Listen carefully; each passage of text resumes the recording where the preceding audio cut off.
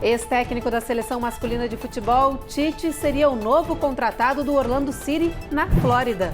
Imigrantes que chegam a Nova York pedindo asilo estão sendo obrigados a dormir nas ruas. Carro ultrapassa a fronteira do Texas em alta velocidade, carregando indocumentados. Em Massachusetts, congressistas apresentam um projeto de lei para criar escritório nacional pró-imigrantes. E em meio a tantas ondas de calor, a organização do país faz levantamento das cidades mais quentes neste verão. Miami está no 8º lugar no ranking geral, atrás de cidades como Nova York e São Francisco.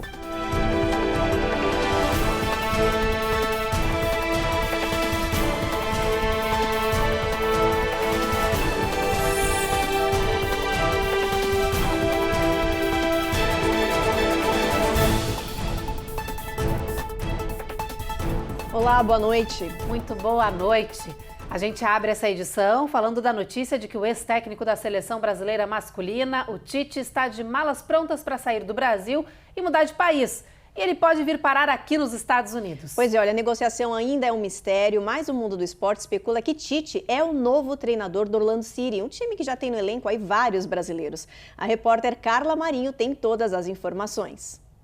Que o Brasil, o país do futebol, exporta talentos para todos os continentes, isso não é novidade. Mas a notícia da vez é a possibilidade do ex-treinador da seleção brasileira, o Tite, assuma o comando do time mais querido dos brasileiros nos Estados Unidos, o Orlando City. Por enquanto, ainda são apenas rumores que circulam nos bastidores do gramado norte-americano. Mas o fato é, de acordo com a assessoria do Tite, ele está aberto aos convites internacionais, já que decidiu que este ano não vai trabalhar para nenhum clube no Brasil. Notícia que animou a torcida de profissionais por aqui. Eu acho que a vinda do Tite para os Estados Unidos será uma grande experiência para todos, porque o Tite é um grande treinador, né? Treinador da seleção brasileira, campeão mundial com o Corinthians, e além disso, vai fortalecer muito o futebol americano. Será muito bom para o Orlando City e para todos os brasileiros que atuam aqui. Seria muito bom ter o Tite trabalhando aqui nos Estados Unidos. A gente está falando do país que vai ser sede da próxima Copa América e principalmente da próxima Copa do Mundo em 2026.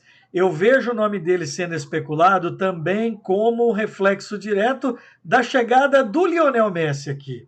Porque se você pensar num passado nem tão distante, era quase que improvável que um técnico que dirigiu a seleção brasileira em 2 Copas do Mundo tivesse ofertas dos Estados Unidos. Ainda que essa do Orlando não tenha sido algo mais concreto, ainda que ela não avance, é legal perceber que o mercado já está olhando para a MLS de uma forma diferente. E quem sabe isso possa abrir ainda mais portas para grandes profissionais brasileiros, como é o caso do Tite. Segundo a imprensa brasileira, já estaria tudo certo para o novo desafio do treinador. Mas, enquanto isso não acontece, o Orlando City, sob liderança do colombiano Oscar Pareja, enfrenta na próxima quarta-feira o time de Lionel Messi, Inter Miami, pelas 8º de final do League Cup. O jogaço entre os dois rivais promete mais uma noite de fortes emoções. Agora a gente muda de assunto para falar sobre imigração. A crise na cidade de New York está aumentando e está promovendo também, gente, cenas desoladoras. Imigrantes sem status que chegam à cidade para pedir asilo estão desde sábado dormindo nas ruas da cidade, que alega não ter mais capacidade de abrigo. As imagens são chocantes e nunca antes vistas nas ruas da cidade símbolo dos Estados Unidos. Em Nova York, na ilha de Manhattan, onde vivem artistas, bilionários e políticos, imigrantes agora passam a noite assim, dormindo ao relento, amontoados na calçada em frente ao Roosevelt Hotel, onde funciona um centro de recepção de chegada de novos imigrantes que pedem asilo. They told us that there is no room. It's going to be like they all full. A essas pessoas não há outra opção, a não ser esperar pelo atendimento para não perder a chance de conseguir a permissão de asilo aqui para os Estados Unidos. O governo de Nova York disse que segue pressionando o governo federal para acelerar as permissões de trabalho para que essas pessoas possam trabalhar legalmente, terem o dinheiro para sobreviver e precisarem menos dos recursos da cidade. As autoridades locais emitiram um comunicado informando que mais de 93 mil pessoas já entraram no sistema de administração da cidade desde a primavera passada e que não há mais espaço para novas admissões. Com isso, agora, aos recém-chegados, só resta ficar na rua, enfrentando calor extremo, chuva, fome e abandono. O escritório do prefeito Eric Adams afirmou que a cidade pode se preparar para ver mais cenas como essa em meio à contínua chegada de imigrantes. É uma situação triste? Sim. Inesperada? Não. Infelizmente, existe um mito que quando a pessoa chega nos Estados Unidos, a pessoa tem apoio do governo, que a pessoa tem a permissão de trabalho e a oportunidade de ser um membro da sociedade. Isso é um mito. A realidade é que quando a pessoa protocola um asilo político, a pessoa tem que esperar pelo menos 150 dias para poder enviar a petição da permissão de trabalho, o que depois dá à pessoa o direito de receber o seguro social e os documentos necessários para poder trabalhar legalmente nos Estados Unidos. Então, nesse tempo, essas pessoas estão num limbo. As pessoas não têm acesso a benefícios de saúde, a maneira digna de viver, enquanto o processo não é analisado pela imigração ou a pessoa tem o tempo requerido para poder protocolar a permissão de trabalho. Isso é um sistema que não funciona, como esses exemplos que vocês estão mostrando aqui ilustram pra gente. Então, é um sistema que precisa ser melhorado.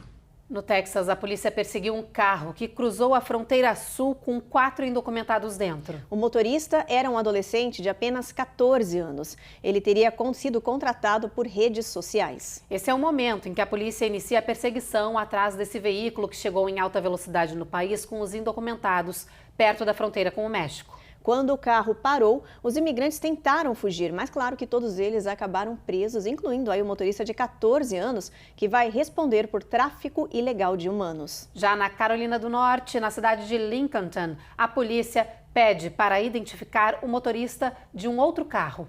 Ele atropelou de forma intencional 6 imigrantes trabalhadores bem na frente de um grande mercado local. Os trabalhadores feridos foram levados para um hospital. Nenhum deles corre risco de vida, ainda bem, e a polícia, claro, abriu uma investigação sobre esse caso.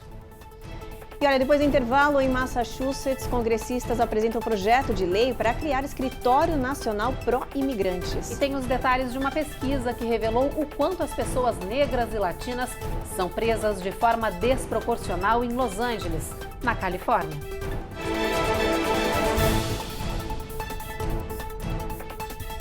Américas no ar. Oferecimento Rejuve Chef. Melhore agora sua qualidade de vida.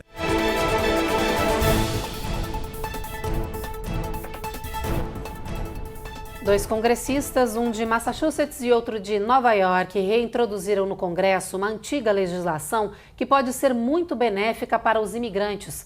A ideia é reabrir o Escritório Nacional Pró-Imigrantes dentro da Casa Branca e assim apoiar os refugiados e asilados em todos os processos.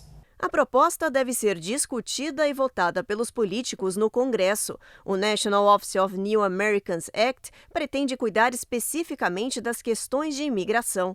Vai atuar em parceria com os governos estaduais e municipais e apoiar a integração social, econômica e cívica dos imigrantes, refugiados e asilados, incluindo processos de naturalização e busca de emprego. O congressista de Massachusetts, Edward Markey, e a senadora de New York, Grace Meng, defendem que as comunidades estrangeiras enfrentam desafios únicos ao fazerem a transição de seus países de origem para os Estados Unidos e que esse escritório será benéfico para as pessoas que precisam de ajuda.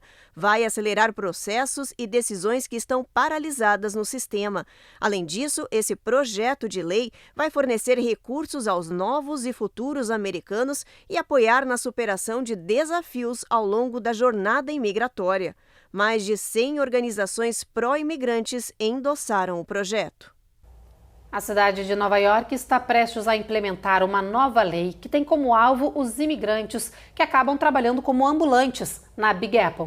Eles estão por todos os lados, avenidas, parques, pontos turísticos e até em pontes. Mas olha, agora a nova medida quer evitar a propagação desses ambulantes que buscam no trabalho informal uma forma de sobrevivência. A lei vai proibir a presença desses vendedores ambulantes nas pontes da cidade para evitar situações perigosas de de aglomeração. Por causa do aumento desses ambulantes, locais como a Ponte do Brooklyn têm registrado congestionamento de pedestres que perdem espaço de caminhada. A lei ainda não tem data para entrar em vigor, mas, segundo o governo local, vai melhorar a segurança nas pontes e também a experiência aí dos turistas. A cidade deve também começar uma campanha de conscientização em breve para tentar diminuir o número crescente de ambulantes que tem mudado a cara de Nova York. E olha, falando de imigrantes, dá só uma olhada nessa notícia aqui. Os latinos e os negros são as maiores vítimas da polícia americana na cidade de Los Angeles, na Califórnia. Eles são detidos de forma desproporcional. Um relatório da polícia da cidade apontou que esses dois grupos combinados, as pessoas negras e latinas, representam mais de 2/3 de todas as prisões nos últimos 4 anos. A reportagem da Eloá Orazen é o nosso destaque do dia.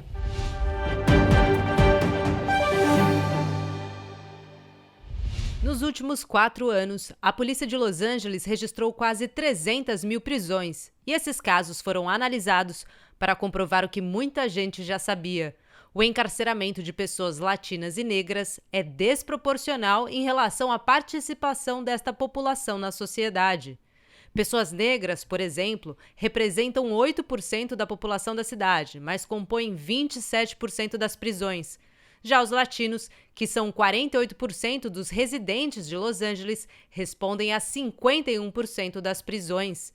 Ativistas acreditam que questões raciais estejam contribuindo para essa desproporcionalidade, mas não seria essa a única razão. Então, de fato, há um excesso ou há um número muito maior, acho que excesso é até um termo incorreto, mas eu acho que exagerado, um número muito maior de policiamento em bairros negros e latinos, em bairros empobrecidos, porque aí você acaba sendo uma correlação entre um lugar, né, racializado, negro e latino, e um lugar empobrecido. Então há um excesso de policiamento aí, e é interessante que tem um debate, e aí isso tem um debate muito antigo, porque tem o Tupac que falava disso, e salvo engano, o Malcolm X falava nisso, de que, olha, os nossos bairros têm muita polícia e nem por isso eles são mais seguros, né? Então a lógica é justamente o contrário, esse excesso de policiamento, na verdade, ele alimenta uma política de violência naqueles territórios, né? Um outro ponto em que, de fato, há uma seletividade do sistema de justiça criminal contra esses grupos vulneráveis e empobrecidos. Esta realidade, que não é nenhuma exclusividade dos Estados Unidos, requer uma solução multifacetada. Mas enquanto não encontramos uma resposta adequada a esta pergunta urgente, o importante é que, como sociedade, continuemos questionando cada vez mais os mecanismos que estão vigentes. Eu acho que um ponto essencial é a gente questionar o sistema de justiça.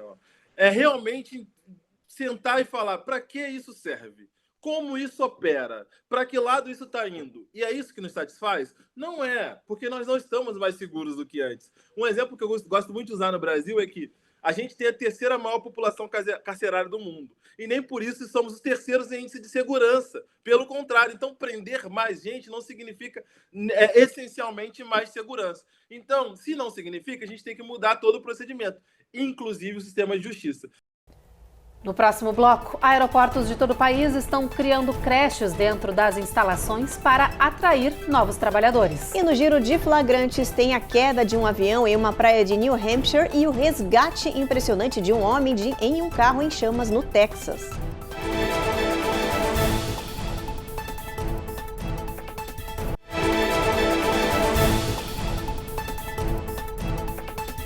Voltamos e vamos direto para o nosso giro de flagrantes. Tem resgate de carro em chamas, fuga de criminosos e queda de um avião em uma praia do país neste final de semana. Olha só. Quem estava em Hampton Beach, em New Hampshire, flagrou o inimaginável. Essa outra gravação mostra a preocupação dos banhistas com o piloto. Várias pessoas nadam até a aeronave e um homem se aproxima com uma prancha para resgatar o condutor do monomotor.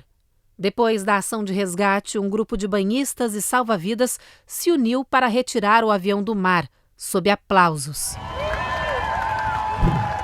No Texas, outro resgate, mas desta vez do fogo. Policiais de White Settlement responderam a um chamado de batida de carro no final de semana, mas quando chegaram ao local, um dos veículos estava em chamas.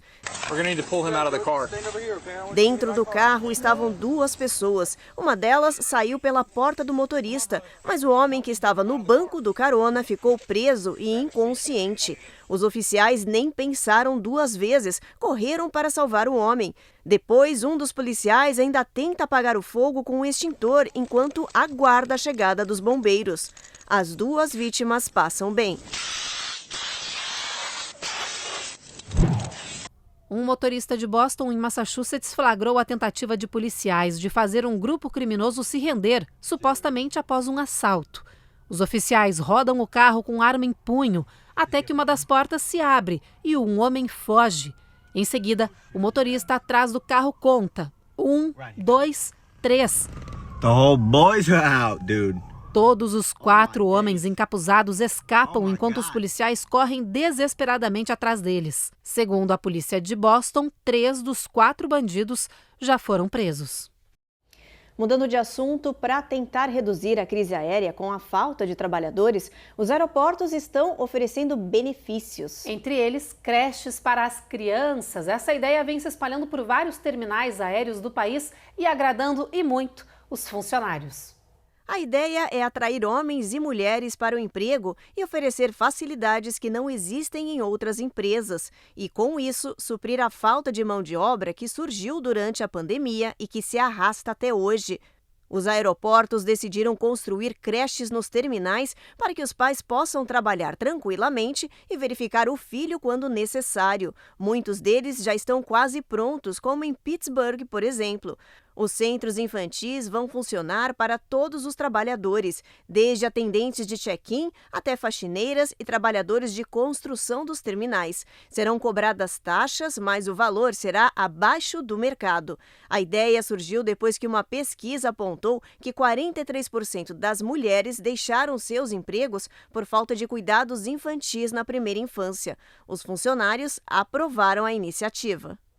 Você sabia que ter a casa organizada, arrumada e limpa traz benefícios não só para o dia a dia, mas também relaxa e ajuda na saúde física e mental? Além, claro, de você se livrar daquilo que não precisa mais. Pois é, olha, é uma atividade que exige consistência, o que para muita gente é bem difícil com o turbilhão de compromissos que a gente tem no dia a dia.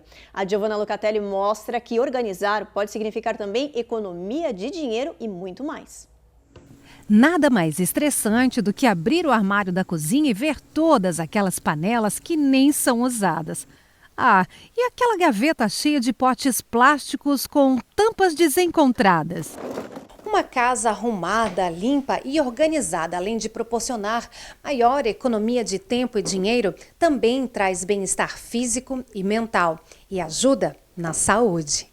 O psicoterapeuta Dr. Levi de Azeredo explica que a desorganização tem diversos níveis e pode afetar a saúde mental da pessoa de formas diferentes. Tem o pessoal que é normal da vida, tá? O estresse da vida, o trabalho, filhos, marido, tudo que ocorre, e a gente pode ficar preocupado que a casa não está arrumada, né? Então, inclusive dá uma sensação de bem-estar quando a gente arruma e dá conta do serviço. Agora tem o estado da pessoa depressiva, que daí são outro nível, que a pessoa não está nem aí preocupada se a casa está arrumada ou não, que ela fica até em estado catatônico muitas vezes, ela não tem prazer nisso. Tem as pessoas ansiosas também, que tem tanta correria que ela fica ansiosa e se preocupada que a casa não está arrumada e aquilo ali incomoda ela. E tem outro nível tão patológico, tão grave, que precisa da intervenção do Estado, que são, por exemplo, os acumuladores, pessoas que não conseguem grieve, não conseguem fazer o luto e elas acumulam tudo dentro de casa com medo de passar esse tempo de perda de novo. Então são esses casos que a gente que trabalha em geral. Mara Rubia é professional organizer. Ela ajuda as pessoas a organizarem seus pertences. Mara também acha que a desorganização afeta de forma severa a vida das pessoas. Você vai desperdiçar tempo, dinheiro, energia atrás de coisas que você não sabe onde estão. Ela conta que já teve experiências curiosas com a profissão. A mais volumosa, por exemplo, dentro de um closet, foram 350 pares de sapato. Mas aí a gente elimina alguns e organiza, mas esse é mais dificilzinho. Segundo a especialista, existe uma técnica de organização. Começa pela área que mais te incomoda, que mais atrapalha a família. Então, você pega aquela área, divide em setores, por exemplo, e pega um desses setores e manda brasa nele. Você vai separar o que tiver lá por categoria, no que você enxergar os diferentes tipos de produtos. E aí você vai... Com isso, você vai ver quantos você tem, vai eliminar os excessos. Depois você vai voltar para o lugar, buscando organizadores, caixinhas, separadores, containers, que são aquilo que vai ajudar essas coisas não se espalharem. A boa notícia é que mesmo a desorganização sendo grande, é possível sim acabar com a bagunça. Você precisa ver tudo que você tem para você decidir o que vai e o que fica. Importante é liberar espaço. Depois do intervalo, com o calor extremo em mais da metade do país, a gente mostra quais são as áreas mais perigosas e onde há a maior concentração de calor. E atenção, os incêndios florestais fora de controle no Canadá já cruzaram a fronteira dos Estados Unidos, ameaçando estados como Washington.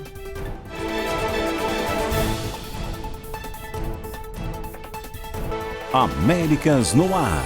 Oferecimento Rejuve Chef. Melhore agora sua qualidade de vida.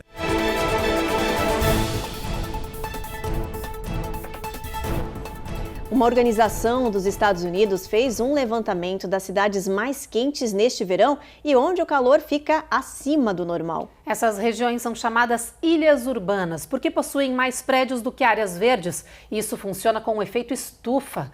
A Cone Rocha mostra pra gente qual é esse ranking.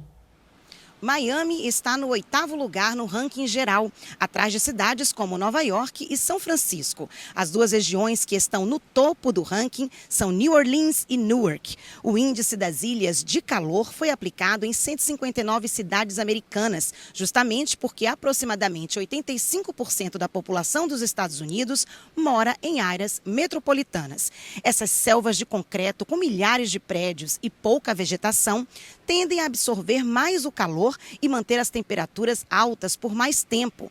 Os termômetros sobem de 15 a 20 graus Fahrenheit a mais nessas áreas, em comparação com outras regiões que têm mais árvores. Durante um verão de temperaturas altíssimas como agora, as cidades funcionam como uma estufa.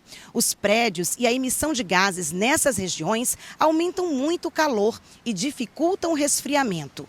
Segundo especialistas, as soluções emergenciais seriam, por exemplo, tirar trabalhadores de ruas do calor extremo e levá-las para áreas mais frescas. A longo prazo, a solução está, entre outras coisas, plantar mais árvores pela cidade. Os incêndios florestais do Canadá seguem fora de controle e agora ameaçam o território norte-americano na fronteira norte do nosso país. Ordens de evacuação já foram emitidas aos moradores de cidades do estado de Washington. Isso nesse final de semana, gente. Olha, isso depois porque o incêndio cruzou a fronteira entre esses dois países. Além do combate a esse foco vindo de outro país, o Departamento de Recursos Naturais do estado de Washington diz que já se prepara para uma intensa temporada de queimadas que está prevista para este ano. Até agora, o estado já registrou mais de 1.000 focos e teve mais de 80.000 acres queimados. Notícia preocupante, né? Bastante.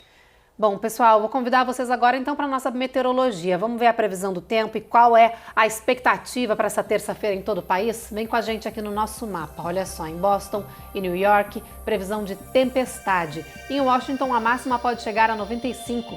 Em Charlotte, desce um pouquinho essa máxima, chega a 88. Na Flórida, o sol nem aparece em Jacksonville, mas ele dá um pouquinho as caras em Miami e em Tampa. Em toda essa região da Flórida, 92 de máxima. Em New Orleans, 96, sol aparecendo entre nuvens. O sol começa a aparecer bem forte em San Antônio, máxima de 101 graus, 3 dígitos. El Paso aí 3 dígitos também, 101 graus, a mesma coisa, mais sol entre nuvens. Em Albuquerque tem um pouco de chuva ao longo do dia, mínima de 72, máxima de 96. Fênix, 114, mesmo tendo um pouco de nuvem, vai estar bastante calor. Las Vegas, sol brilhando o dia inteiro, 113 graus de máxima. São Francisco, olha, tempo encoberto, mínima de 55, máxima de 70, um pouquinho mais ameno, né, Evelyn? Com certeza. E olha, agora a gente traz os detalhes de um acontecimento médico, gente, que mostra o quanto a inteligência artificial pode ser uma forte aliada da ciência se ela for usada de forma correta. Um homem de Nova York que estava paralisado desde um acidente conseguiu recuperar os movimentos e as sensações do seu corpo com a ajuda dessa tecnologia.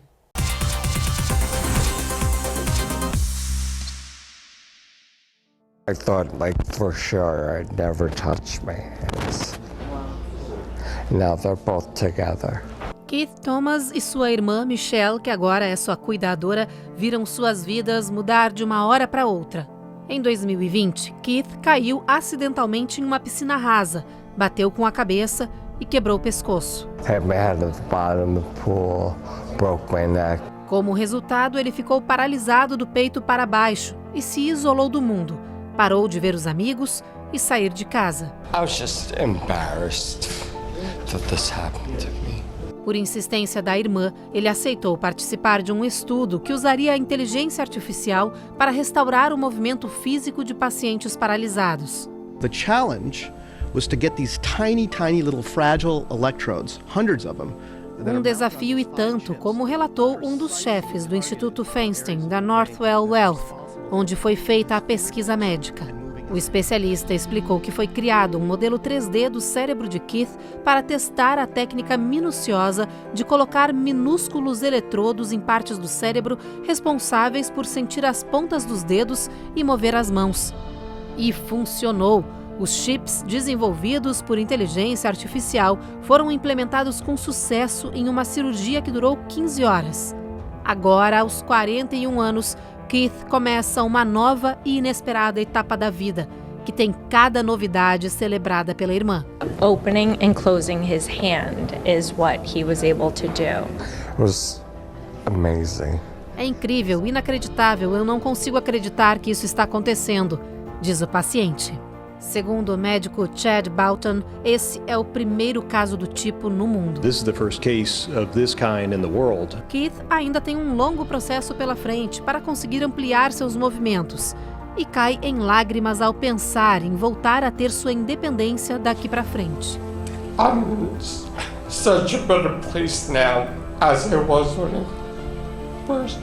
Quanto à equipe médica, os membros esperam poder usar essa inteligência artificial em mais pessoas para dar aos paralisados a chance de usar seus membros novamente. Qual é o custo disso? Porque não adianta ser uma coisa super cara e 99% da população não vai ter acesso. Então, porque além dele ser útil, tem que ser acessível financeiramente. Bem, não adianta se criar tecnologias e pessoas com deficiência não vão ter acesso por falta de condições financeiras, até porque estamos falando de um grupo que, infelizmente, tem poucas oportunidades no mercado de trabalho, poucas oportunidades de estudo. Não adianta se criar algo que 99% da população não vai ter acesso. O Jornal Américas no Ar desta segunda-feira termina agora. Você fica agora com mais um capítulo da 8ª temporada da série Regem. Espero vocês amanhã. Boa noite. Uma boa noite, gente.